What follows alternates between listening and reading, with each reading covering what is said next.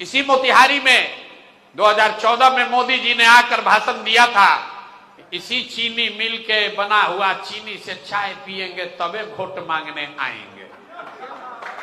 अब जितना आदमी यहां मोतिहारी का बैठा है, आपको मालूम है कि फैक्ट्री तो चालू नहीं हुआ, जमीन का टुकड़ा टुकड़ा करके बेचा है। और खरीदने वाले लोग कौन हैं? कौन है भाई? कौन लोग हैं?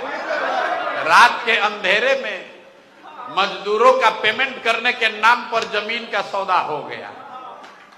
लेकिन जो जमीन खरीदा बेचा उसका कोई दोष नहीं, दोष उसका है, मोतिहारी के वोटर का है। 14 के बाद 5 बार चुनाव हो गया, मोदी जी बार बार आए, फैक्ट्री की बात भूल गए, अब मोतिहारी को मुंबई बनाने का भी सपना बेच दिया।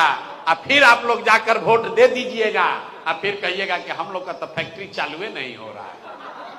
मेरे भाई, अगर फैक्ट्री चालू करानी है तो एक बार फैक्ट्री के लिए वोट दीजिए, अगर पढ़ाई कराना है तो पढ़ाई के लिए वोट दीजिए, रोजगार चाहिए तो रोजगार के लिए वोट दीजिए। यही आग्रह करने आए हैं।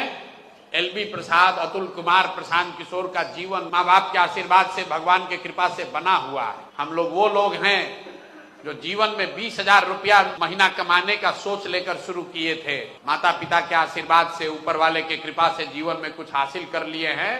सोचते हैं कि इस मिट्टी का कर्ज है, अब हमारा देने का समय है, यहां से लेने का समय नहीं है। एलबी प्रसाद और अतुल कुमार विधायक बनकर उनका जीवन सुधरने वाला नहीं है। विधायक को जितनी सुविधा होगी उससे ज्यादा सुविधा में ये लोग जी रहे हैं।